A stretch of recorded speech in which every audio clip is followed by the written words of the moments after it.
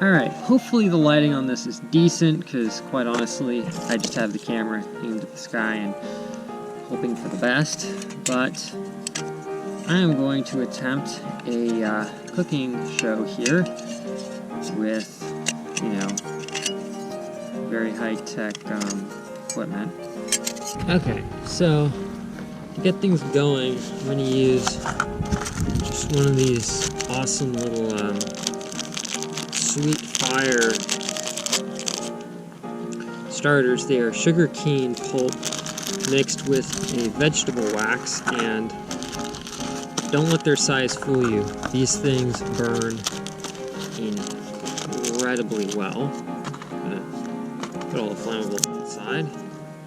Now, one thing that I ran into that was a problem when trying to light some charcoal was the fact that the charcoal itself was actually kind of smothering the fire starter. So I'm just going to use the sticks there to kind of hold everything up until the charcoal gets going, and that's not a bad thing. So let me put this in here. Should also note that this is 100% natural charcoal left behind by the previous people. So that's always nice. So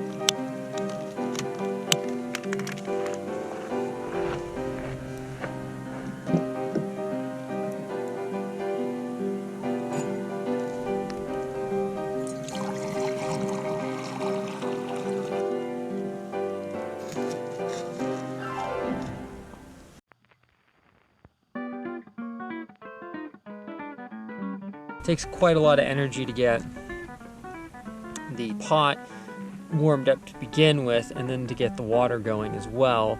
So, you know, it's not the world's fastest setup. Obviously a rocket stove would be better, but let's face it, this thing was only a couple bucks at REI. It was on closeout, and I think I can understand why. For some reason, the pieces just, they don't seem to fit together like they show on the packaging, but I'll have to look back at the receipt and I'll put what the original price and what I paid for it was. But I'm definitely not feeling like I got ripped off for my money for what it is. And quite honestly, I've looked at this and gone, it'd actually be kind of a fun project, being that I like projects, to actually come along and make my own that maybe has a couple more pieces, but definitely has more holes in the side for better airflow, and is maybe made from, like, I don't know, well, sounds like it might be starting to boil. Just a sec. Has like maybe like 4 or maybe even 6 pieces, so that way a pot is a little more stable, and maybe even make it so you can adjust the size. You know, product design and prototyping and all that stuff never ceases to escape me. But you know, it's always fun to look at things and go, how can we build that better? So that's that. I'll update you guys when it comes time to actually, you know, boil the water and put it in the bag.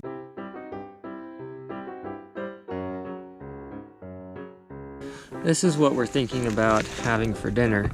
I've never done any of this backpacking food before, but this Backpacker's Pantry pad thai sounded really interesting, and based on the reviews on REI, this one was affordably priced, but it also had really good reviews, because there were definitely some that were cheaper, but people were like, eh.